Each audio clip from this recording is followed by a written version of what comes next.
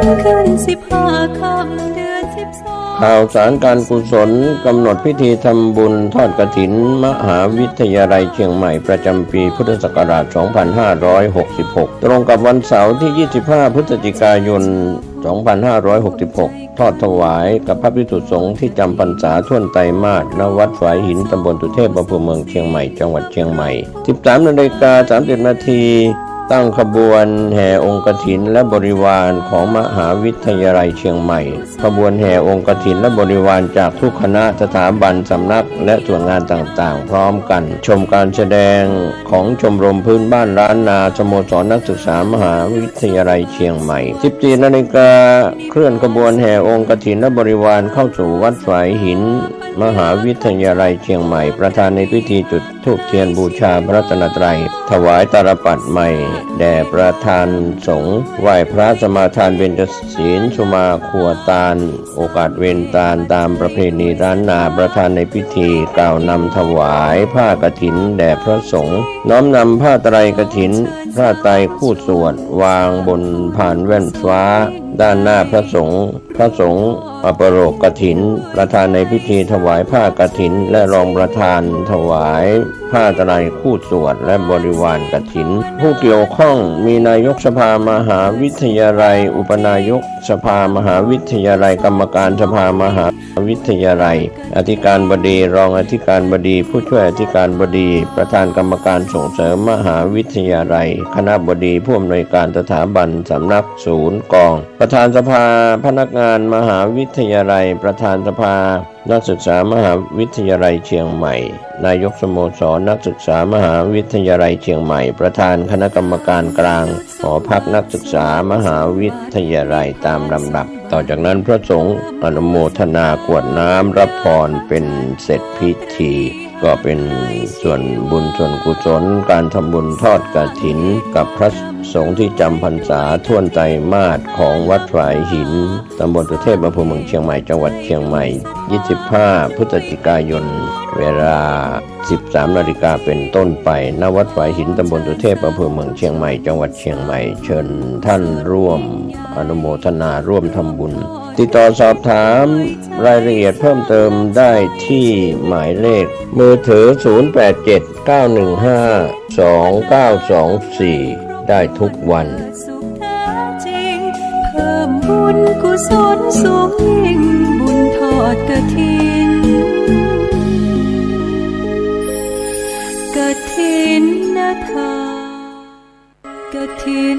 ทานคือสังฆทานบุญทานยิ่งข่าวสารเพื่อการประชาสัมพันธ์ขอเชิญร่วมทำบุญ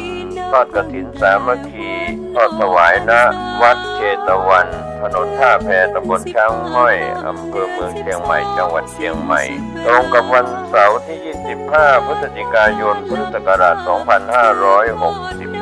มีพระเดชพระคุณพระเทพมังคลาจารย์สมานกิติโสพโนเจ้าคณะจังหวัดเชียงใหม่เป็นประธานฝ่ายสงฆ์พร้อมคณะศรัทธาของวัดเชตวันศิษยานุศิษย์และประชาชนอำเภอเมืองเชียงใหม่ร่วมกันเป็นเจ้าภาพเวลา 8:30 นาทีพิธีอัญเชิญพระไตรปิฎกสู่วัดเชตวัน 9 นาฬิกาประธานในพิธีจุดธูปเทียนบูชาพระรัตนตรัยบูชาพระไตรปิฎกประธานฝ่ายสงฆ์กล่าวอธิบายความเป็นมาของพระไตรปิฎกและอานิสงส์การสาธยายพระไตรปิฎกเริ่มสาธยายพระไตรปิฎกบทธรรมจักรปวัตตนสูตรสรุปและแปลบทสาธยายโดยคณะสงฆ์เวลา 10 นาฬิกาทอดกฐินพระสงฆ์กล่าวนำถวายกฐินประธานในพิธีถวายผ้าถวายกฐินพระสงฆ์รับผ้ากฐินและให้พรเวลา 10:45 นาทีพิธีจุดผางประทีปคณะสงฆ์นำสวดบทอิติปิโส3 จบและนำกล่าวคำบูชาผางประทีปถวายเป็นพุทธบูชาพระเจดีย์3 องค์กล่าวคำแผ่เมตตามีการแสดงฟ้อนม่านมุ้ยเชียงตาถวายเป็นพุทธบูชาเสร็จพิธีเวลา 11:30 นาทีถวายภัตตาหารเพลแด่พระสงฆ์3 มเณรท่านที่จะร่วมทำบุญผ่านบัญชีธนาคารกรุงไทยชื่อบัญชีนางทิ ธิราพรณเชียงใหม่เลขที่บัญชี 0890151555 ติดต่อสอบถามและร่วมทำบุญได้ที่คุณธิราพรณเชียงใหม่ผู้ประสานงานมือถือ 0945289593 ก็เป็นงานบุญงานกุศลในการทำบุญทอดกฐินสามัคคีและสาธยายพระไตรปิฎกก็ขอเชิญชวนท่านสาธุชนทั้งหลายร่วมงานนี้โดยพร้อมเพรียงกันเชิญสาธุชนสร้างบุญกุศลยิ่งใหญ่ร่วมทอดกฐินด้วยใจท่านกำลังติดตามรับฟังสถานีวิทยุกระจายเสียงพระพุทธศาสนาแห่งชาติและสังคมคลื่นเพื่อการศึกษาพระพุทธศาสนาและวัฒนธรรมระบบ FM 104.5 เมกะเฮิรตซ์รายการต่อไปเป็นรายการคดีโลกคดีธรรมวิทยุพุทธศาสนาทั่วไทยไว้ในโทรศัพท์เพื่อติดตามรับฟังรายการนี้ได้ทุกวัน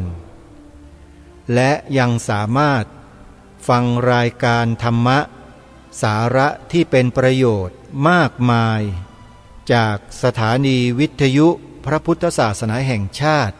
สถานีต่างๆที่รวมกันอยู่ในแอปพลิเคชันเดียวกันนี้ถึง45สถานีทั่วไทยท่านจะไม่พลาดโอกาสในการศึกษาเรียนรู้หลักธรรมคำสอนในพระพุทธศาสนาเลย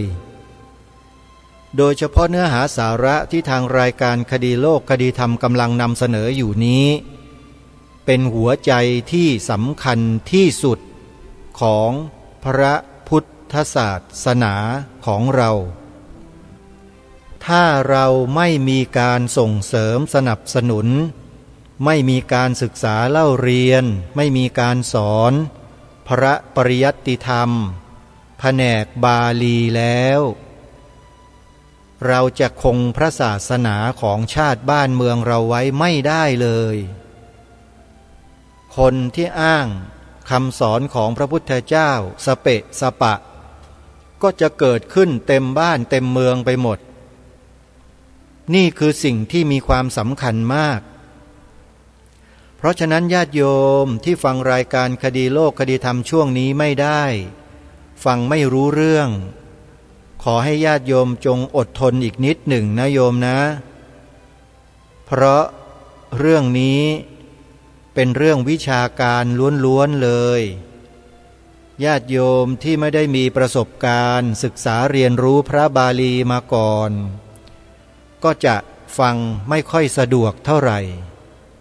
อาตมาภาพก็ต้องขออภัยไว้ก่อนล่วงหน้านะโยมนะญาติโยมยังไงก็ตามขอให้ทราบร่วมกันว่าพระปริยัติศาสตร์หรือการศึกษาพระปริยัติธรรมแผนกบาลีเป็นเรื่องสำคัญที่สุดอาตมาภาพหรือว่ากระผม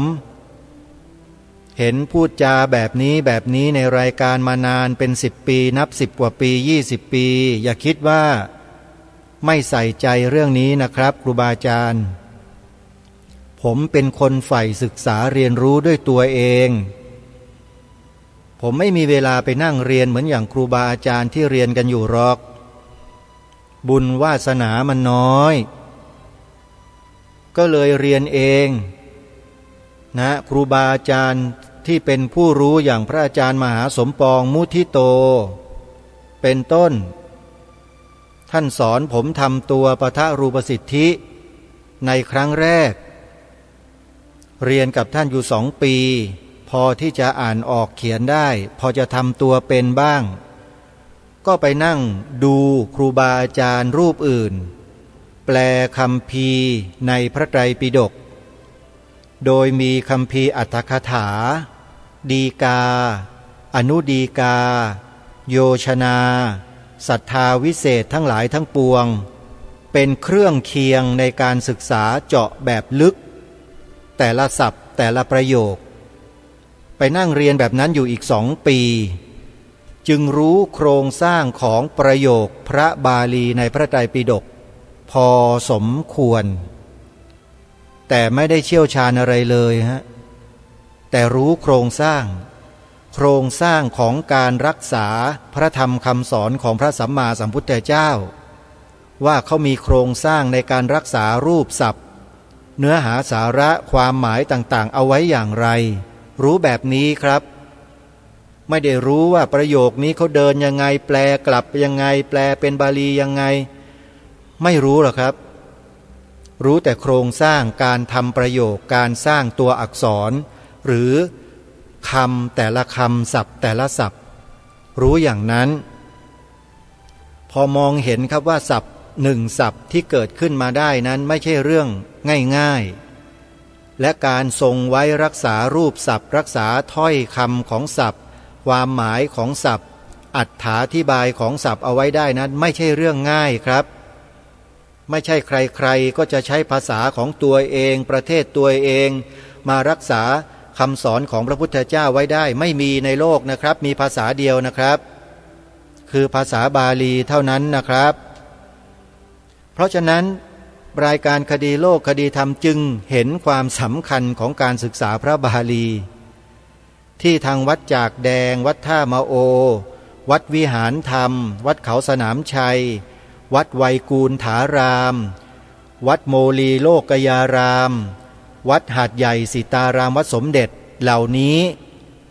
ท่านทุ่มเทให้กับงานศึกษาพระปริยัติศาสตร์พระบาลีเห็นด้วยอย่างยิ่งและสนับสนุนอย่างยิ่ง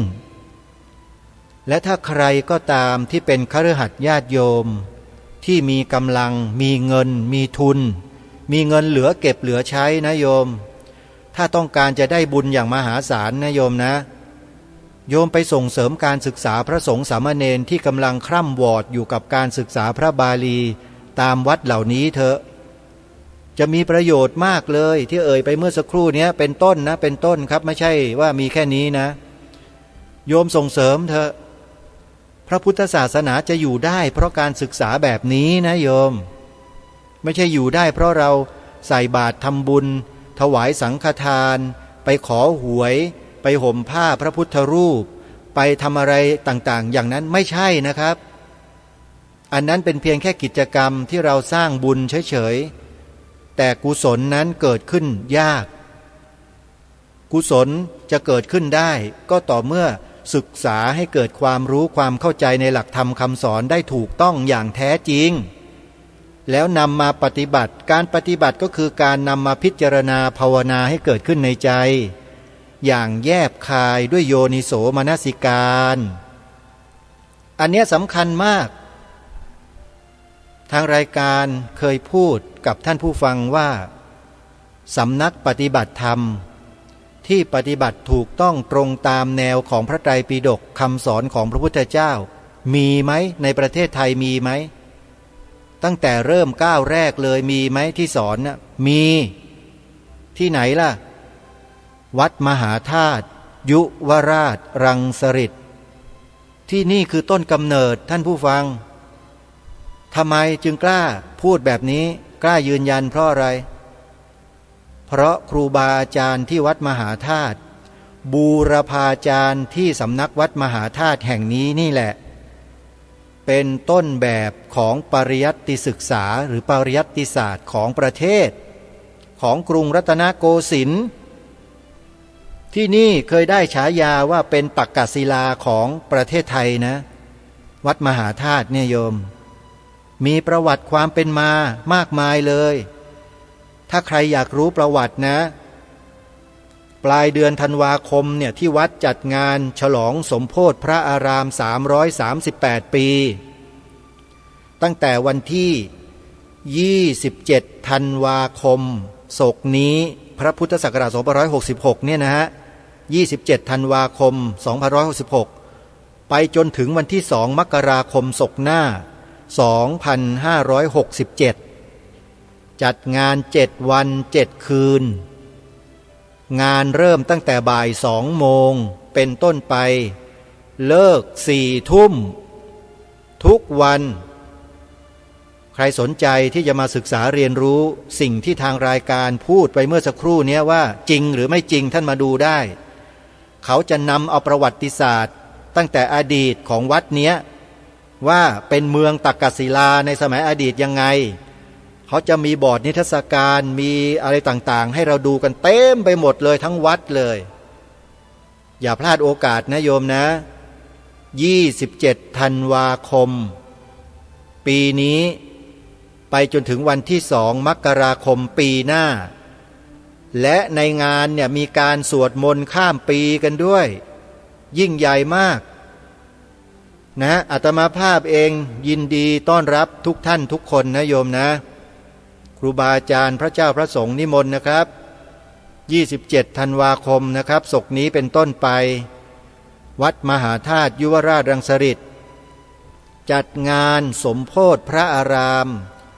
ครบ338 ปีวัดมหาธาตุยุวราชรังสฤษฎ์เขตพระนครกรุงเทพญาติโยมหลายท่านอาจจะถามอยู่ในใจแล้ววัดนี้มันอยู่ตรงไหนไม่เคยได้ยินชื่อเลยยุวราชรังสฤษฎ์เนี่ยอยู่ติดกับสนามหลวงเลยโยมท้องสนามหลวงวัดพระแก้วเนี่ยโยมมาวัดพระแก้วถูกมาสนามหลวงถูกก็มาวัดมหาธาตุถูกนั่นแหละเพราะวัดมหาธาตุติดกับสนามหลวงอยู่ตรงฝั่งท่าพระจันทร์เนี่ยนะโยมนะพิมพ์คำว่าวัดมหาธาตุยุวราชรังสฤษฎ์ลงในแผนที่อิเล็กทรอนิกส์หรือ Google Map ก็ได้โยมก็จะมาถูกแล้วมานะโยม27 ธันวามีงานใหญ่และในระหว่างก่อนหน้าของวันที่27ก็มีอีกงานหนึ่งเป็นงานเกี่ยวกับการเทิดไท้องค์พระราชันรัชกาลที่9ระหว่าง2 ถึง 5 ธันวาคมที่วัดมหาธาตุก็มีงานอีกเป็นงานเทิดไท้องค์ราชันนะโยมนะฝ่ายประสานงานองค์กรสมาคมมูลนิธิโครงการต่างๆก็จะมารวมกันอยู่ที่นี่ในวันที่2 ถึงวันที่5 ธันวาคมท่านสาธุชนผู้ฟังทุกท่านในช่วงนี้รายการคดีโลกคดีธรรมมีความจำเป็นที่จะต้องนำเสนอเนื้อหาสาระของงานสัมมนาวิชาการการศึกษาพระปริยัติศาสตร์นานาชาติที่วัดจากแดงจัดขึ้นเมื่อเดือนตุลาคมนั้นมาเปิดออกอากาศให้จบทั้ง3 วันเพื่อจะได้เป็นหลักฐานยืนยันไว้จะได้เป็นข้อมูลที่ยืนหยัดเอาไว้ว่ารายการคดีโลกคดีธรรมรายการนี้เนี่ยให้ความสำคัญกับเรื่องการศึกษามากเพราะมองเห็นประโยชน์และคุณค่ามหาศาลในขณะที่ตัวเองเนี่ยไม่ได้มีบุญวาสนาได้ไปนั่งเรียนเหมือนกับเขาหรอกเรียนจนจบถึงปาระครูเหมือนอย่างครูบาอาจารย์อย่างท่านพระอาจารย์เจ้าคุณพระราชปัญญาพระราชวชิรบัณฑิตพระมหาประนอมธรรมลังกาโรเนี่ยอาตมาไม่มีบุญวาสนาอย่างนั้นคนเราถ้ามันมีบุญวาสนาเหมือนกันมันก็เรียนจบด้วยกันทั้งโลกกันแหละโยมมันไม่เหมือนกันอาตมาก็มีเนี่ยวาสนามีหน้าที่มาทำงานแบบเนี้ยมาพูดจาแบบเนี้ยโยมมันก็เป็นตัวของตัวเองนะฮะคือคนเรามันมีความถนัดมีความเขาเรียกว่าสามารถพิเศษที่แตกต่างกันไปนะอาตมาภาพก็มีหน้าที่อย่างเนี้ยทำได้แบบเนี้ยนะอะไรที่ดีๆก็นำมาเสนอแบบนี้แหละส่วนผู้รับนั้นก็ไม่เหมือนกันก็ต่างกันเช่นกันบางคนก็รับได้บางคนก็รับไม่ได้ฟังไม่รู้เรื่องนะบางคนก็เลิกฟังไปเลยเปิดอย่างอื่นออกอากาศแทนก็ยังดีฮะนะก็ยังดีครับที่ยังเปิดอยู่ไม่เหมือนกับบางสถานีนะเลิกเปิดรายการคดีโลกคดีธรรมไปเลยก็มีไม่รู้เหมือนกันสถานีไหนอันนี้ก็ไปคิดกันเองโยมคงจะทราบกันดีอยู่นะไม่เป็นไรฮะก็ทำเท่าที่ทำได้นะโยมเอาละท่านสาธุชนมาฟังงานทางวิชาการกันต่อซึ่งเรากำลังรับฟังมาถึงในช่วงของพระคุณเจ้าครูบาอาจารย์จากประเทศเมียนมาท่านกำลังส่งภาษาอังกฤษนะส่งภาษาอังกฤษให้กับผู้อื่น นะได้ฟังทางภาษาสากลคือภาษาอังกฤษกันบ้างส่วนพวกเราฟังไม่ออกเราก็ต้องรอเวลาสักนิดหนึ่งแล้วเดี๋ยวครูบาอาจารย์จากประเทศไทยของเราท่านจะได้มาแปลให้ฟังกันในโอกาสต่อไปเดี๋ยวช่วงนี้เราไปติดตามรับฟังกันต่อนะโยมนะ But the mark and the days are the same. Pali and its commentary translate into Myanmar by various ways for one day. Another day, the second day is a more profound than the first day. Then they need to definite the one Pali word with many ways of approaching Pali, definitions of Pali. Then if they can obtain the 65%, 65 marks, then they can pass the test for Silakanda, Waka, Pali, Atthakatha, Tika. Based on this knowledge, then they can continue to study all Sutanta Pitaka. Then they can understand and they can study themselves without teacher's existence. Then another one is for Abhidhamma. Dhamma Sangani Pali Atthakatha Tika for the Dhammacharya examinations. Also the same,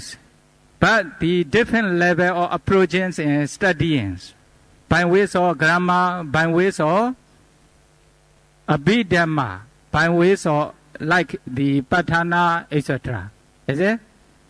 Then there are also 2 days of taking the examinations for Abhidhamma, the same. Then when they obtain the 65 marks in each day, then they can pass Dhammasangani Pali Atthakatha Tika or Tika. Then when they pass these 3 tests for each Pitaka, 1 test, together with its commentary and sub-commentaries, then they can obtain the title or Dhammacharya degree. Or Dhammacharya means the teachers or the Dhamma. The Dhammacharya examination. Huh? Okay, this is for the Dhammacharya examination. You know, Ajahn Dhammalangara, the abbot of the Vajrayana monastery, passed this examination. That is why he is the teacher of Dhamma in Thailand. Also the same batch. You know, last time, what time was here Dhammananda, Bhaddanta Dhammananda, since maybe a few 4 or 5 students to the Myanmar. Then they study in different monastery. Then Ajahn Bhaddanta Dhammalangara also passed the Dhammacharya examination. Then he has higher level, higher knowledge in Tipitaka. He can study himself without teacher's assistance for the other remaining Tipitaka. In the same way, Bhaddanta Jnana Kusala. Another one is Gandhasara Bhivansa. Then also Ajahn Jamaru. They obtain the Dhammacharya degree from Myanmar. They pass this examination. ฟังภาษาที่เกือบเข้าใจบ้างก็สดชื่นดีนะแต่องค์ไหนที่ฟังเข้าใจก็อนุโมทนาสาธุนะครับ อันนี้ก็เพื่อให้พระศรีลังกานะพระต่างประเทศนะได้รู้นะไหนๆก็ท่านเข้ามาร่วมงานสัมมนาวินัยร่วมกันแล้วพูดแต่ภาษาให้ท่านอนุโมทนาอย่างเดียวนะท่านไปเข้าใจก็ท่านก็จะเกิดประโยชน์น้อยนะตอนนี้ในชั้นธรรมาจริยะนี่นะเป็นชั้นที่สำคัญคนไหนที่เรียนจบชั้นนี้ได้เนี่ยนะถือว่าเป็นผู้ที่มีบุญเก่าและมีบุญใหม่ที่เข้มแข็งนะครับ บุญเก่าและบุญใหม่ที่เข้มแข็งหมายความว่าต้องเป็นผู้ที่มีอัธยาศัยเรื่องการเรียนการศึกษาในอดีตมาดีรวมทั้งปัจจุบันก็มีวิริยะอุตสาหะมีความภาคเพียรในการเรียนการศึกษาอย่างสืบต่อไม่ใช่จบง่ายๆท่านอาจารย์เจ้าวาดวัดนี้ท่านก็เป็นหนึ่งเหมือนกันนะยืนหนึ่งเป็นผู้ที่ สามารถเรียนศึกษาจบชั้นธรรมาจริยะได้ แล้วก็ยังมีท่านอาจารย์อื่นๆที่ในประเทศไทยที่ได้ยินก็น่าจะมีสักประมาณ4 องค์องค์หนึ่งก็ตั้งแต่ก่อนยุค 2,500 นานมาแล้วมาเขียนหนังสืออภิธรรมน่าจะเป็นอาจารย์สายเกษมอะไรแบบนี้นะอันนั้นนานเก่าแก่มายุคหลังพศ 2,500 ก็จะมีอยู่4 ท่านล้วนจะเป็นลูกศิษย์ท่ามโอทั้งนั้นไอตอนเรียนตอนศึกษานี่หนักผู้ที่เรียนก็จะมีลักษณะคล้ายๆกันก็คือคอจะเป็นหลุมๆผอมต้องท่องหนังสือมากแต่ก็สำเร็จมาแล้วก็ได้ผลจริงๆสามารถที่จะเป็นครูบาอาจารย์มาสืบสารงานพระศาสนาสืบต่องานพระศาสนาได้เป็นอย่างดีก็ขออนุโมทนาสาธุกับท่านทั้งหลายผู้ประสบความสำเร็จเรียนศึกษาชั้นที่ทรงคุณค่านี้จบมานะครับทั้งหมดนี้ก็ล้วนแต่เป็นอาจารย์สอนหมดเป็นอาจารย์สอนทั้งหมดเลยตอนนี้เป็นหลักสูตรที่สำคัญของรัฐบาลจบไปแล้วยังมีหลักสูตรอื่นอีกหรือเปล่าเดี๋ยวลองฟังท่านนะองค์จีอูวชิรปานิราชาได้เป็นอลังการะเลยเดี๋ยวได้มาละဒါရီရောတို့နိုင်ငံတော်အစိုးရကကျင်းပတဲ့ပထမပြန်ဓမ္မစရိယစာမေးပွဲဆိုတာလေကြောက်ရတို့မြန်မာနိုင်ငံမှာသာသနာအတွက်အကျိုးများတဲ့စာမေးပွဲတစ်ခုဖြစ်ပါတယ်ဖေ။၎င်းပြင်သာသနာအတွက်အင်မတန်အကျိုးများတဲ့စာမေးပွဲတစ်ခုကိုလည်းမြန်မာနိုင်ငံမှာကျင်းပပြီးတော့ဖြေဆိုနေတာယခု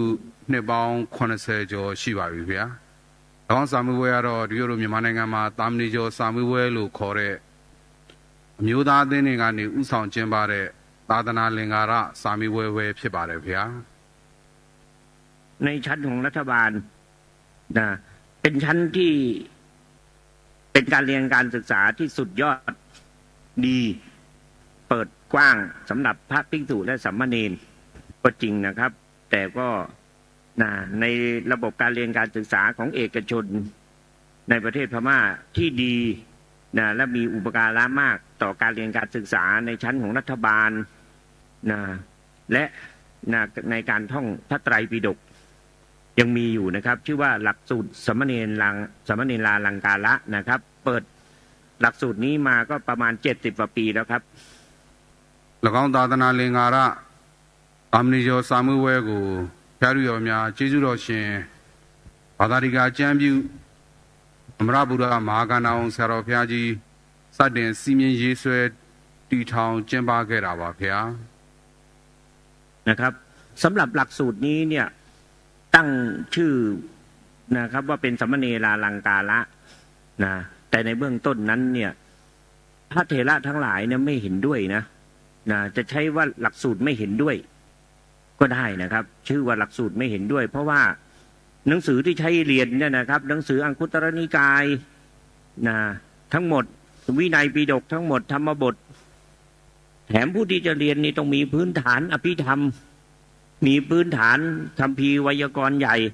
ซึ่งมันเป็นการเรียนการศึกษาที่ทำยากแต่ว่าพระเถระผู้เห็นคุณค่าของการเรียนการศึกษาในระบบนี้ท่านเริ่มก่อตั้งการเรียนการศึกษาและการสอบขึ้นท่านชื่อว่ามหาคันธายงสยาดออยู่ที่อมรปุระ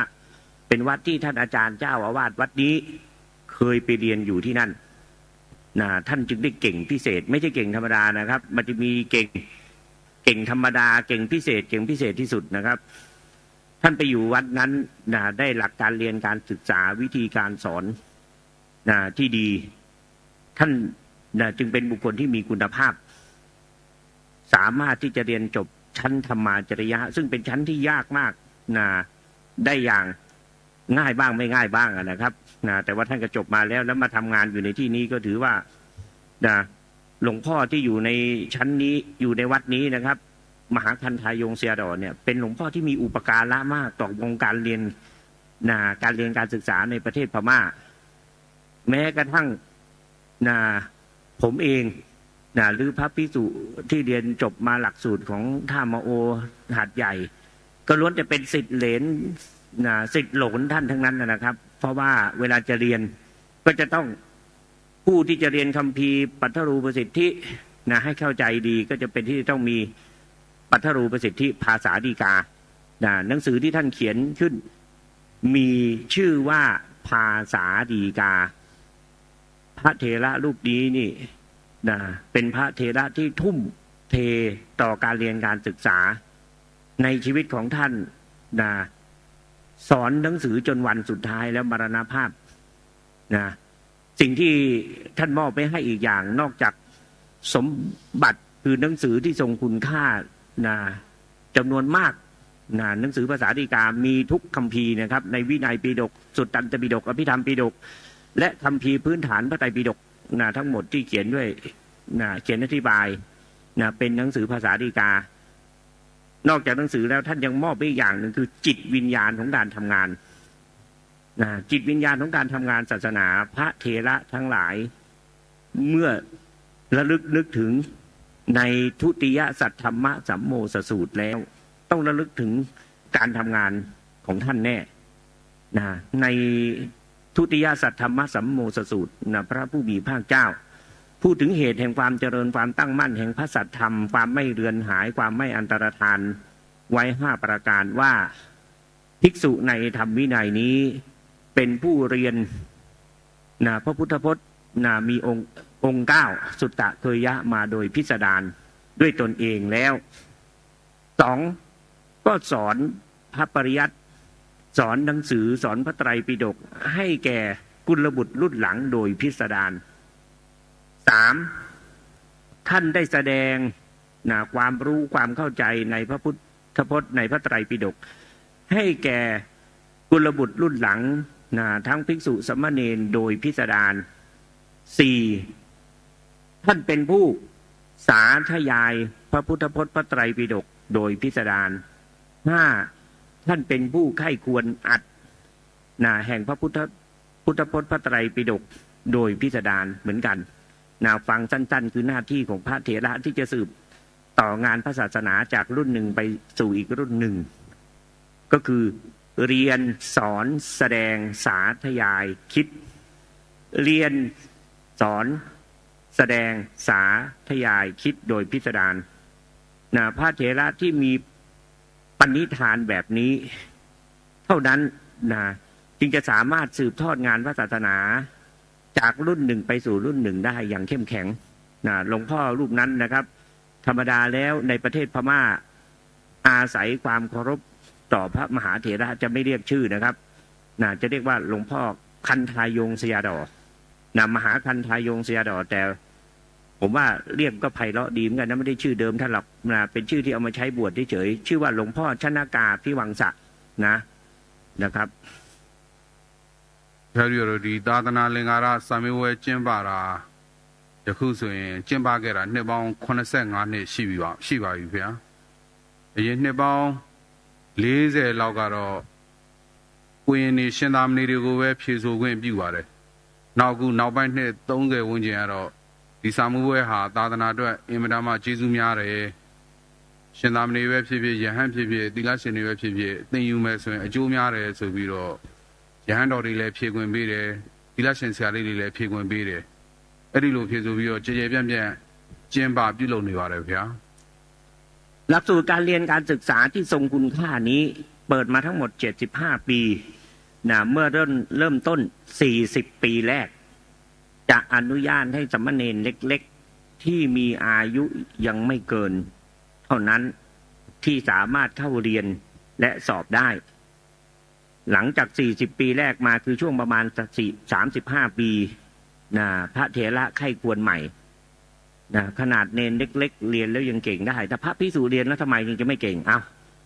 พระภิกษุก็เรียนได้แม่ชีก็เรียนได้เพราะฉะนั้นหลังจากในช่วงระยะ35ปีนี้จึงมีทั้งพระภิกษุที่สอบผ่านและแม่ชีที่สอบผ่านอยากจะพูดเสริมนิดนึงว่าหลักสูตรนี้เป็นหลักสูตรที่ดีมีคุณค่าอย่างไร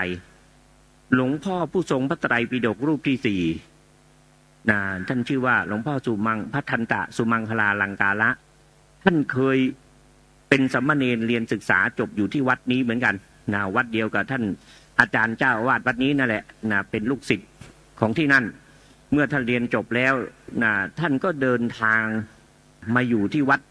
มหาวิสุทธายงมหาวิสุทธารามใหม่ที่คณะอาจารย์ทั้งหลายได้เดินทางมากันในวัดนี้เนี่ยมีผู้ทรงพระไตรปิฎกนะผู้ที่มาสอบท่องและผ่านพระไตรปิฎกมีอยู่2รูปคือผู้ทรงพระไตรปิฎกรูปที่4กับรูปที่5แต่ความน่าอัศจรรย์ของพระเถระนะผู้ทรงพระไตรปิฎกรูปที่4ก็คือในพระวินัยปิฎก8เล่มนั้นท่านใช้เวลาท่อง3 เดือนทำไมท่านยังใช้เวลาท่อง3 เดือนหลวงพ่อผู้ทรงพระไตรปิฎกรูปที่5นี่แอบถามว่าท่านฝังชิปไว้ในหัวหรือเปล่าท่านนึงได้ท่องจำเร็วนักเราก็อาจจะฝังได้เหมือนกันนะชิปอะแต่ต้องระวังหายนะเพราะถ้าชิปมันหายไปแล้วมันก็จะลืมหมดหลวงพ่อรูปที่ทรงพระไตรปิฎกรูปที่4นี้เนี่ยท่านใช้เวลาน้อยมากถือว่าเป็นผู้ทรงพระไตรปิฎกที่หนุ่มที่สุดท่านก็คือท่านอาจารย์มหาคันธายงศิยารอเป็นอาจารย์ของท่านอาจารย์มหาไพโรจน์ท่านอาจารย์ญาณกุศลทำไมท่านจึงได้ท่องได้เร็วนักก็เพราะว่าท่านได้เรียนหลักสูตรสามเณรลังกาละมาก่อนหลักสูตรสามเณรลังกาละนั้นเนี่ยจะมีเนื้อหาของพระวินัยปิฎกให้สามเณรเรียนอยู่แล้วเมื่อเรียนจบมาแล้วเนี่ยการที่จะมาท่องสาธยายง่ายในประเทศพม่าที่ผมเคยอยู่กับพระเถระที่ท่องพระไตรปิฎกภิกษุที่เรียนจบหลักสูตรนี้มาใช้เวลาท่องพระวินัยปิฎกใช้เวลาน้อยมากเนื่องจากท่านมีความคล่องแคล่วในบาลีอยู่เป็นพื้นเดิมแล้วเพราะฉะนั้นหลักสูตรสามเณรลังกาละนี้เป็นหลักสูตรที่ดีมีคุณค่าและส่งเสริมต่อการเรียนการศึกษาในพระพุทธศาสนาเป็นอย่างยิ่งถ้าผู้ใดผู้หนึ่งที่เป็นผู้มีบุญวาสนามาก่อนในจะเป็นบรรพชิตก็ดีคฤหัสถ์ก็ดีสามารถที่จะส่งเสริมให้มีการเรียนการศึกษาแบบนี้ขึ้นได้ในประเทศไทยขออนุโมทนาสาธุเป็นอย่างยิ่งเคยจำคาถาได้อยู่คาถาหนึ่งเดี๋ยวลองนึกก่อนนะสาสนังปุญญวันตัสสะปุญญวันตาวะลัพพเลนัปปะปุญญากระหจิปักกหิตุมวิสยาศาสนาของพระผู้มีพระภาคเจ้าผู้มีบุญอันบุคคลผู้มีบุญที่เป็นบรรพชิตและคฤหัสถ์เท่านั้นจึงจะสามารถที่จะประคับประคองได้ส่วนบุคคลผู้ไม่มีบุญไม่ว่าการไหนก็ไม่มีวิสัยความสามารถที่จะประคับประคองพระศาสนาได้เพราะฉะนั้นในเรื่องนี้เนี่ยเพื่อให้เกิดสาระเกิดประโยชน์อย่างจริงจังในวันนี้ได้คุยกับพระมหาเถระหลายประเทศแล้วนะเป็นพระเถระศรีลังกาพระเถระพม่าพระเถระจากกัมพูชาแล้วก็ท่านอาจารย์เจ้าวาดหลวงพ่อเจ้าคุณท่านอาจารย์เจ้าคุณเจ้าวาดว่าวันนี้หลังจากจบสัมมนาช่วงบ่ายแล้วเนี่ยเราควรที่จะมีการประชุมวางแผนคณะกรรมการในฝ่ายดังบรรพชิตด้วยคฤหัสถ์ด้วยจัดให้มีการเรียนการศึกษาและการสอบในหลักสูตรนี้ขึ้นจริงๆจังๆเลยบอกว่างานประชุมสัมมนาวินัยในครั้งนี้ถ้าเกิดว่าคะแนนเต็ม10แล้วถ้าสิ่งนี้เกิดขึ้นได้จริงให้คะแนน50เลยถ้าสิ่งนี้เกิดขึ้นได้จริงให้คะแนน50เพราะว่าเมื่อการเรียนการศึกษาในระบบนี้สามารถเกิดขึ้นได้จริงเราก็จะมีบุคลากรที่มีคุณภาพเกิดขึ้นในประเทศไทยที่เราเคยเห็นว่าในประเทศพม่ามีผู้ทรงพระไตรปิฎกหลายรูปมีผู้ทรง2ปิฎกหลายรูป1ปิฎกหลายรูปเราก็ได้แต่มองอยู่อย่างนั้นสิ่งเหล่านั้นสามารถเกิดขึ้นในประเทศไทยได้ถ้าเกิดว่าเรามีหลักสูตรการเรียนการศึกษาแบบนี้เข้ามาเป็นพื้นฐานก่อนดีตาตนาลิงการะสามิเวตามนี้จะสามิเวพอตาตนาลิงการะสามิเวจะทันเจนสาเนี่ยมีคนนำมุนาลีดีกูเราเสพบีโรอุจวนาลิงการะบิวันตานี่บีโรเสร็จแล้วชิมยากูเต็มยาชาวท่าวาลีไม่เพียงโปรเจกต์มาเลยทุกอย่างทำมาเพียบเลยเพียงเพื่อให้เห็นจริงเห็นจังมีพระเถระอยู่ในกลุ่มนี้รูปหนึ่งสามารถพูดภาษาไทยได้ เดี๋ยวท่านจะพูดให้เราฟังแต่มีข้อแม้นิดนึงนะครับว่าต้องตั้งใจฟังนะอ้าวนิมนต์ครับท่านอาจารย์ชวนะครับกราบนมัสการพระเถรานุเถระทุรุมีท่านเจ้าของพระราชวชิราบัณฑิตเพมประธานฝ่ายพระสงฆ์เจริญธรรมญาน้องสามเณรและเจริญพงญาติโยมทุกคนทุกท่านที่มาร่วมงานสัมมนาพระปริยัติธรรมในครั้งนี้ขอกล่าวภาษาไทยเวลาผู้เป็นที่เจวิชาที่ใช้เรียนตามกำหนดของลักษณะสามดีจออลังการะแต่ละชั้นมี5วิชาดังต่อไปนี้วิชาที่ในพระวินัยปิฎกปาปกรณ์ตั้งแต่ปราชิกกันถึงบริวารกันวิชาที่2อังคุตระนิกายะอังคุตระนิกายทั้งหมดตั้งแต่เอกกนิบาตถึงเอกดัสกนิบาตวิชาที่3อัฏฐกถาคุตกานิกาย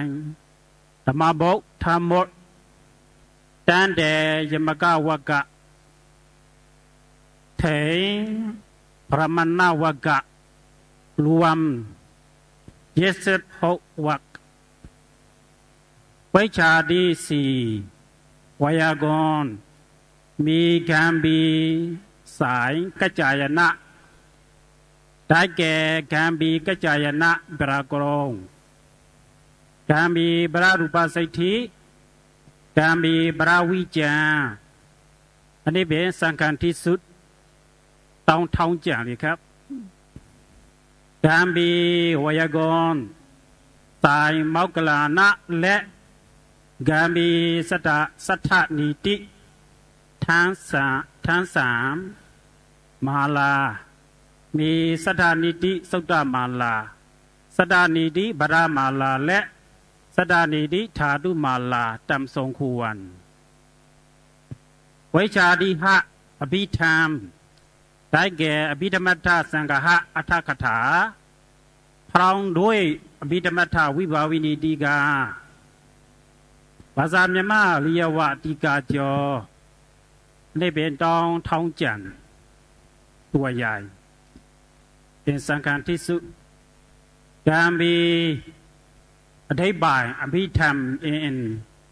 มีการมีมณิสาระมีชูสาธิกาเป็นต้น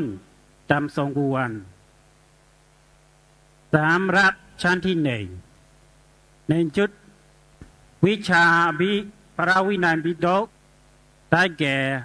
มหาวกาการจางคำอธิบายและ